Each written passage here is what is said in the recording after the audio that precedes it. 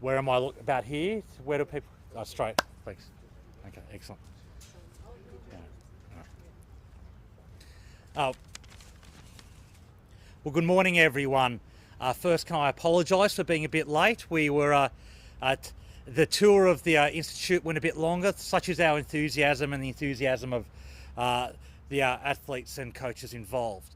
As Australia's Minister for Defence Industry and Minister for International Development and the Pacific, I've been delighted by my first bilateral visit to a Pacific Island nation, and I've been particularly grateful for the hospitality shown to me by the people and government of the Solomon Islands. It's been a true privilege to be here for some very important meetings and visits. Obviously, one part of the visit was the very sombre commemorations of the 80th anniversary of the Guadalcanal campaign, a turning point in World War II. That without a successful Guadalcanal campaign, the war in the Pacific would not have been won. So it was very moving for me to attend and speak at the Solomon Islands Scouts and Coast Watchers Memorial, the pride of our nation, to obviously be one of the guests of honours this morning at the HMS Canberra Memorial, and also to attend and lay wreaths on behalf of the people and government of Australia at the United States and Japanese commemorations on Sunday. This has been an important part of my trip. An equally important part of my trip has been the visits to see some of the really important priorities for the people of Solomon Islands and where we are partnering as the Australian government. Visiting the Australia Pacific Training Coalition Centre to meet Pacific Island workers, some about to go to Australia, some returning from Australia, was a real joy to see their enthusiasm as they trained and to take under their wing the most junior trainee in me was a real benefit for me and a real enjoyment. And to meet a couple of workers returning to Solomon Islands from Australia. And I want to thank Joseph and Jared for sharing their stories. And their stories, I think, are symbolic of the potential of the Pacific Australia Labour Mobility Scheme. A scheme that is what I call a triple win. It's a win for Australia, where we get people to fill out temporary skill shortages in rural and regional Australia. It's a win for the workers involved who come back with great skills and experience. And it's a win for the countries that we partner with.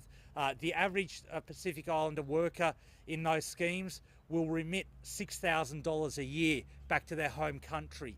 And that's in the context of where 1/3 of Pacific Islanders live on about $700 US a year. So that $6,000 has a really meaningful impact. And Joseph and Jared are both setting up businesses back here in the Solomon Islands as a result of their work in Australia. So that was so enthusiastic and such a joy for me.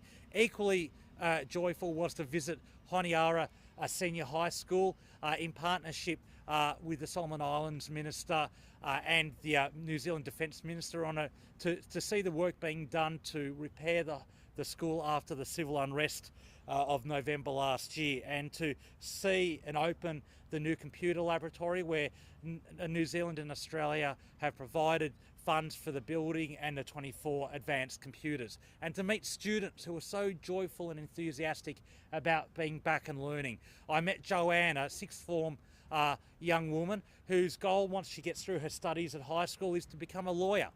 And that is the potential of the Pacific that Australia is so committed to partnering with. Seeing the Joannes of the world not only making a contribution to the Solomon Islands, but to the peace and prosperity of the Pacific. Then I had some very successful business meetings last night with a very strong and deep business community of Solomon Islands, where we're committed to working to advance the private sector in the Solomon Islands. And then after this press conference, I will be visiting the unexploded ordnance facility at Hells Point to talk about how Australia can continue to partner to repair and fix the curse of the Pacific War. The curse, 80 years on, of unexploded ordnance. Australia is providing $15 million to build capacity, as well as ongoing funding of around $400,000 a year to really make the Solomon Islands a regional centre of excellence for unexploded ordnance and partner with the government of the Solomon Islands to repair that curse that's been inflicted on the Solomon Islands at no fault of the Solomon Islands people. The other part of the trip has been some very successful bilateral meetings with Solomon Islands ministers, Minister Veke as the Minister for Police, Minister Tanangata, the Education Minister, and Minister Togamana, the Health Minister. There have been very successful meetings where we've discussed a range of issues of mutual interest for our governments, and that culminated in the meeting with Prime Minister Sogavare across the road, where we talked about a number of matters. Firstly, I expressed the condolences of the people and government of Australia on the passing of the Solomon Islands' third Prime Minister, Ezekiel Alabua, and passed on my personal condolences. We discussed our security partnership, our continuing and deepening economic cooperation, and our support and enthusiasm for the Pacific Games hosted in the Solomon Islands, and our shared interest in the prosperity and peace of the Pacific that can be advanced jointly through the Solomon Islands and Australia. And then finally, as part of that visit, we made an announcement around the Pacific Games where Australia will be contributing 100 million Solomon Island dollars to invest in the success of the Pacific Games through a range of activities. So it's been a very successful visit. It won't be my last to the Solomon Islands, and it's been I've been in awe of the hospitality of the Solomon Islands people, and it's been a real pleasure to be here. Now, happy to answer any questions. Is there someone from the Solomon Islands media who'd like to go first? Anyone from the Solomon Islands media? Yes, sir. Okay, my name is Jeremy Brown, currently with the Tabling News and also a freelance. Basically, just around the visa waiver, I know that Solomon Islands have been seeking visas. Is the government of Australia been considered it with the SIG? And my second question is, in terms of media, how do you find it with the being fair in terms of reporting, in terms of Solomon Island media? How has it was it affect the relationship with the government? My last one is that you mentioned something around climate change priority since you did in Fiji last month. And then what other support you mentioned in terms of Australian supporting hospitality? No. Thank you for those three questions. I found the Solomon Islands media very fair and balanced, and very keen to engage with both myself and previous visits, such as from Foreign Minister Wong. On the first question around visa arrangements, obviously I'm very aware that that's an issue.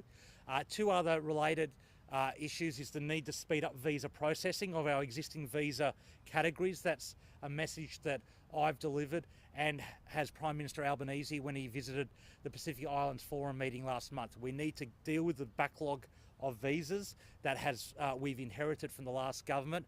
And obviously, as part of our Pacific policy we announced in the lead up to the last election, we announced the Pacific Engagement Visa, which I'm incredibly passionate about. For the first time in the history of Australia, we will have a permanent migration visa purely for one region, the Pacific, where 3,000 permanent migration spots will be allocated to people in the Pacific each year to build our people-to-people links. And that's something that's an important initiative that I'll be working with the Minister for Immigration, Andrew Giles, on. On your question about climate change, that was another part of our Pacific policy that we announced. Australia is proud to be part of the Pacific family, but being part of a family means you listen to other family members.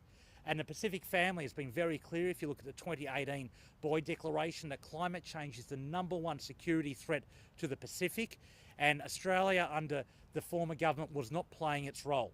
So Australia has now got strong domestic climate change targets. The climate change legislation passed through the House of Representatives last week, and I was proud to vote in favour of it, and we're hopeful that we'll get it through the Senate shortly. That was one part of our climate policy. Another part is our Pacific Climate Financing partnership, and that will work to support climate mitigation and, importantly, climate adaptation in the Pacific, because we need to be a better partner for the Pacific on dealing with the impact of climate change and avoiding it through supporting renewable energy within the region. The third area which I've been evangelical about on climate change is Australia will no longer be a blocker of climate language and climate action in multilateral forums. We'll no longer block climate language, which we saw under the last government. Instead, we'll amplify the voice of the Pacific. So one issue that is very important is, unfortunately, the Pacific and, quite frankly, other parts of the world will lose islands to rising sea levels. Under current UN maritime laws, when an island disappears, the country loses the exclusive economic zone around it. It loses the fishing rights, the mineral rights that go with that exclusive economic zone. Australia is committed to working with the Pacific to get UN maritime laws changed so that when we do lose islands, those countries don't lose that exclusive economic zone. And that is a really meaningful part of our efforts to be a good climate partner to the Pacific family. Stefan. Thank you, Minister. You've just met with the Prime Minister. He seemed very pleased to see you. I don't know if you got a hug or not, but do you think there's been a change in position? What did you talk about? Why did he seem so pleased to see you when there's been a bit of an antagonistic relationship lately? I think you might need to ask the Prime Minister for his motivations, but I found it a very warm and friendly meeting. We had a number of handshakes, no hug, but it was a very warm and a friendly meeting, and we discussed a range of issues. Our security partnership was obviously one part of that, where the Prime Minister repeated his assurance that Australia is the security partner of choice for the Solomon Islands, and that he and the Solomon Islands government would come to Australia first if there are any gaps that need to be filled. We discussed a long-standing economic partnership. Australia is the largest development partner of the Solomon Islands, and we're working on so many joint projects to advance our shared economic interests. Pacific Games being one example, the Pacific Australia Labour Mobility being another. We have 4,000 Solomon Island workers right now in Australia filling our urgent skills shortages, and we're really interested in ramping up. So it was a very warm and productive meeting, and what we've said to all Pacific Island leaders is, with a new Australian government, you'll get new energy from ministers and the Prime Minister. Prime Minister Albanese was obviously out in the Pacific last month for the PIF. Foreign Minister Wong has had 4 visits to the Pacific. This is my 3rd visit to the Pacific and my first bilateral visit. So you'll get more energy from the new Australian government, and you'll get more respect, which starts by listening to the priorities of the Pacific Island nations and acting on those priorities. So I found it a very warm meeting, and all my bilateral meetings with Solomon Islands ministers have been similarly warm. Did you raise the China Security Pact that was signed earlier this year, and what did you raise specifically with the Prime Minister about that pact and the lack of detail and lack of transparency with it? We discussed our security partnership with the Solomon Islands, and I updated the Prime Minister, and he welcomed our activities around constructing the western and eastern border outposts, which we are accelerating right now. We discussed our ongoing support for their maritime division, and again, I welcome the assurance from the Prime Minister that there will be no foreign bases in Solomon Islands or persistent military presence. So Australia remains the security partner of choice for the Solomon Islands, and we are very committed to deepening that relationship. And we've had some very productive meetings, including with the Australian Chief of Navy, Vice Admiral Mark Hammond, who accompanied me yesterday to a meeting with Police Minister Veke to talk about a range of issues. So it's been a very warm meeting, warm discussions around our security partnership. Yes, thank you. Leah from Voice of America. Obviously, Australia is very concerned about the security pact and the possibility of Chinese military base here. I'm wondering if you could talk about what do you believe are China's intentions? Do they have a master plan for this region? And a related question is, as you know, China has started another round of military drills off the Taiwan island. Some people in the United States actually worry that the United States and its allies and China keep talking past each other, and this might lead to some new instabilities and uncertainties in the Indo-Pacific region. I wonder if you have a most to say. Yeah. On the second matter, the Australian government has been very clear about our attitude, which is firstly that we call for restraint and calm in the region. We call for a de-escalation around around Taiwan, And but equally, we also reaffirmed the bipartisan position of a commitment to the status quo and a one China policy. So that's our position on that Foreign Minister Wong has repeated a number of times. On your first question, that's a question for the government of China about their interest in this region. What I'm interested in is how Australia can be a true and faithful member of the Pacific family, how we can listen to the priorities of our Pacific family and act upon them. And the number one is climate change. And that's been a huge hindrance to Australia's relationship with our Pacific family over the last 9 years, because the former government did not take action on climate change seriously. It's one where we've changed our attitude. We've got a new government committed to action on climate change, and that's opened the door to rebuild our relationships in the region. And that means that we're in a better position to talk about what other countries are and aren't doing around climate change. And that's, I think, a very important way that we're building our relationships in the Pacific. I might go. I think my other question was not answered. Do you worry about the current state of US-China relationship? Look, our position on the US-China relationship has been stated, and obviously in the Taiwan Straits we've been calling for restraint and calm and de-escalation. Thank you, Minister. Christian Italia from ABC Australia. We've just come across from Europe where Prime Minister had mentioned that Australia is the second largest development partner to the Pacific Games next year. Why is Australia supporting this? Is this because of China? No, Australia is supporting the Pacific Games because it's a priority of the Solomon Islands government and people. And being the development partner of choice for the Solomon Islands means listening to the priorities of the Solomon Islands people and government. We are the largest development partner for the Solomon Islands. We provide $161 million Australian last year to aid in the development, and when you include our in-kind support through the ADF, it gets close to $200 million Australia. So we're proud and honoured to be the development partner of choice to the Solomon Islands, and so my announcement today of the $100 million Solomon Islands dollars commitment to the Pacific Games is part of that development program, listening to the people of the Solomon Islands about what their priorities are, just as we do on economic development, on investing in education and health. So we're funding health investments. I was at a school yesterday, the Honiara Senior High School, to talk about our education support program that we partner with New Zealand on. So they're all important facets of our support for the Solomon Islands, and sport is one example of that. We've got a very strong sports program throughout the Pacific, and as I said, I'm looking forward to the Pacific Games, and I'm looking forward to Australia sending its largest delegation we ever have, and that's important. As a member of the Pacific family, we should be well represented at the Pacific Games. Any other questions? Yes, sir. Jan from SIBC. My question is on the labor mobility. Is there any areas where you think the past government of Australia want to improve on, especially with the new government at this time? Yeah, no, thank you.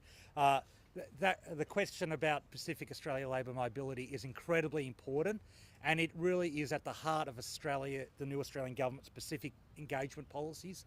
And there are areas where we've announced significant improvements on what the last government did.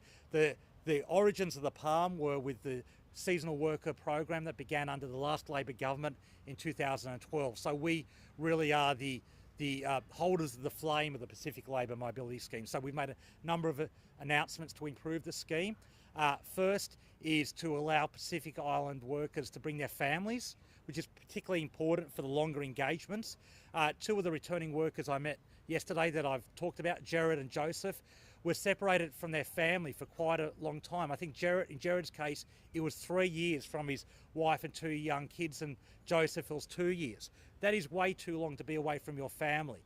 So we will be changing the scheme to allow families to come over for the longer engagements. Obviously, the seasonal work doesn't really make as much sense, but if a Pacific Islander is in Australia for 3-4 years, they should be able to bring their family. So that's one important improvement. We're making it more attractive for Australian employers to access the scheme by reducing the costs of the cost impost around the airfares.